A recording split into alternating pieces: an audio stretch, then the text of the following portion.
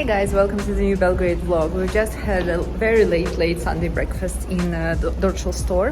It's a very nice place. The design is good. The food was actually very delicious, but it took them absolute ages to first take an order, bring the order, and all that. They were full and it's a Sunday, but still, it took them a while. But the food was definitely good. If you are in the area, check them out. The price is okay as well, I think. And now I'm so full, oh my god, and it's also plus 32 now, which is not helping, but okay. Hey guys, it's Tuesday already. Excuse my shiny face. I've just applied sunscreen and I think it's still kind of, not done its trick. And I haven't filmed anything since this breakfast on Sunday, I think. And also I haven't filmed anything on Monday because I was honestly just working and running errands. There was nothing interesting going on. But here I am, and it's now 8:44 in the morning, and I'm gonna be home for another hour, and then I'm meeting my friend for morning coffees or matchas in my case, and yeah, we're going to start our day with chats and just nice conversations and each other's company, and do this whole slow living thing a bit before we get back to our work and start to grind again. And I love doing this. Sometimes when I catch up with someone in the morning, it kind of ruins the mood for the entire day. I don't feel like doing anything, but sometimes it makes me extra motivated and productive because I feel like I've already done something in my personal life and it's great. I've had a good start to the day and then I can continue working. We'll see how it works today. But I've actually tuned in to talk a bit about this book. I have some questions for you by Rebecca Mackay. This is the book I finished probably a couple of weeks ago, and I think at some point I kind of at least briefly mentioned it on this channel, but I really wanted to talk about it a bit longer because this is such a great book. This is such a good read. I've not felt as invested and excited about a book in a while, I think. And this is, oh gosh, it's a detective. I mean, I guess you can say kind of a thrill, not really, but kind of, thrillerish detective that's also dark academia a little bit, and there's so much going on. And the main character is a middle-aged woman who is a famous podcaster. She's also teaching about film and podcasts at unis, and so she comes, well, I guess colleges and schools as well, because she comes to teach too many classes to a boarding school where she used to study herself over 20 years ago, and where in fact her roommate Talia was murdered at some point. And back in the day they found the guy who did it. He's in prison and the case is closed, but the case was, it was weird. At the time everybody were in a rush. School wanted to kind of find the guy so that there's no more scandal around it, and the local cops, they couldn't care less. And so there's a lot of questions about whether or not this guy really did it, and what happened that night that Talia died. The book, it's not like brand new, but I think it was published maybe last year for the first time, so it's very, very recent. It describes our modern times. So the whole internet obsession with true crime is there, and this main character, she's a true crime podcaster as well. And there are a lot of theories online about what happened in her school as well.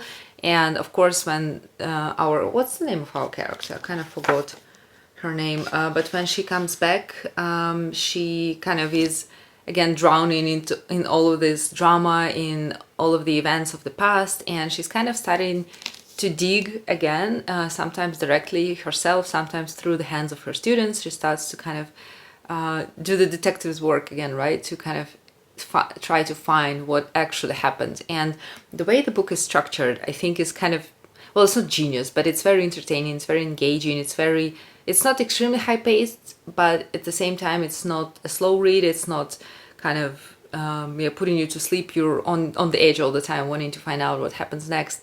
And we have different chapters written about kind of different people who were present back in the day when the roommate was killed. Every chapter starts, well, first of all, we get an introduction right into the world. We have this main character riding in a taxi, going into the school. She sees all those beautiful old buildings and remembers how it was when she was younger and all that. And we're introduced to a few friends she has on campus and things like that. But it's a boarding school, by the way. But later we switch a little bit, right? And we still learn about what's happening nowadays, but every chapter is written from, not from the perspective, but kind of with a focus on someone specific from the past. And although those chapters start, for example, we have Adam, right? And Adam used to be like a kid at school. back in the day. And the chapter starts with how Adam could possibly kill Talia, right? How Adam spent the day, how he executed the crime, the murder, and how he got away with it. And that happens multiple times throughout the book as the chapters change. And it's so cool, in my opinion, because you read this and you really think, okay, well, this definitely happened. He is the killer. Oh my God. And then you kind of read the story a bit more and you're not so sure anymore. And then the next chapter comes in and then we have, I know, Sally. And there is a story about how Sally executed the crime. And then you're thinking, oh my God, no, it's actually her. And this goes on and on and on. And this is very engaging, I think. And yeah, throughout the book, our main character, she tries to stay professional. She tries to also stay kind of away from it, you know, because she doesn't want to feel like this creep who is trying to just to relive the past and make a name for herself again or something like that. But yeah, she's making her theories. People around her have theories, and we're also trying to kind of separate the truth from guesses and from wishful thinking, and trying to just get to the bottom of it. And it's great. It's chef's kiss. And also on top of that, we have a lot of modern problems discussed. There is a bit of a drama with the main character's husband. There is a lot about Me Too movement, a lot about cancel culture, other relevant conversations we're having today. Like, for example, throughout the book, I think the character mentions at least in the text it mentions at least maybe 10 times how someone comes to her and asks who are her children staying with while she's here. And it goes back to the whole thing where mothers are kind of treated as single parents, where if they have fathers, those are not really expected to be parenting, you know. And if the mother is doing something on her own and she has kids, then where the hell are your kids? Who are they staying with? Who is babysitting them, right? And I get very annoyed on her behalf about that. But yeah, and all of those modern topics, right, modern dilemmas, problems, they are not, it feels like they're not in the book just for the hype, but they're very elegantly intertwined with the rest of the plot, so it feels good, you know. It feels like it's supposed to be there. It's not just there for the author to get some wokeness points. So the book is great. If you've already read it, let me know what you think. If you didn't, I really recommend you have a look. I really loved it. And if you guys know anything similar of good quality as well that you maybe liked, or that a ton of your friends and I don't know, somebody else recommends, please let me know, because it's been a while since, like, I read a lot of good books all the time, but this book gave me some sort of kind of unique almost feeling that I've not felt for a while. So this was great. Yeah. So this is it about the book. I'm going to get some work done before I leave, because going for coffees at the start of the work day is not ideal. And I'll catch up with you later.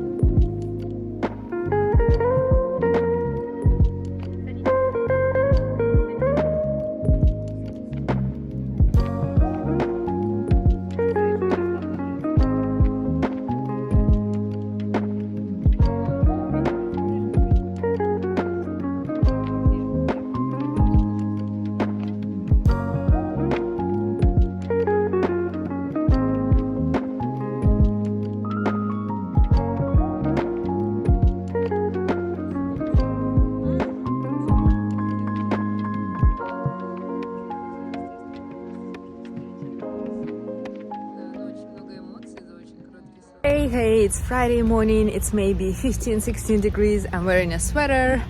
It's so nice. Oh my God. I'm so looking forward to the next couple of days before the heat strikes again.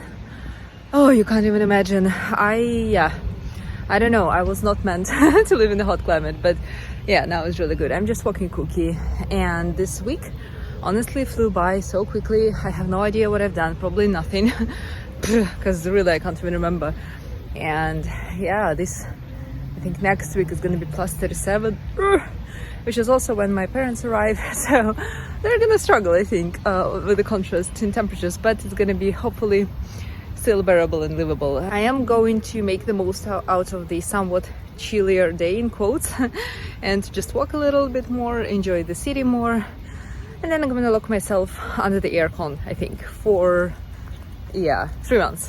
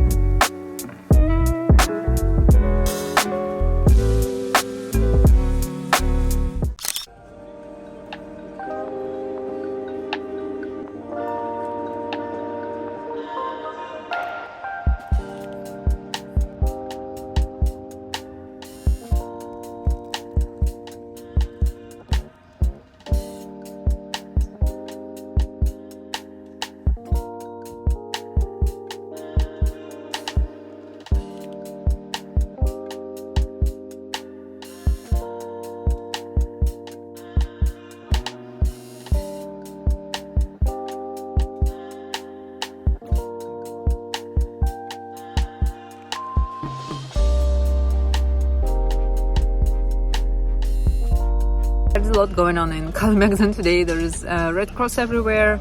There are those guys having fun with their horses. I think there's somebody's preparing to either shoot a movie or maybe arrange some concert or whatever. And yeah, it's so much activity. And we're just enjoying ourselves in the shadow a little bit with ice cream. And I think I'll end this vlog here. Again, thank you so much for watching. I know this week was kind of uneventful. I think I've mostly filmed myself going out to eat and drink somewhere, which I apologize for. Next week my parents are coming, so I think I'll be spending a bit more time with them, so maybe you'll see a few clips of that. But yeah, in any case, thanks again. I hope you enjoyed this video, and I'll see you next week. Bye.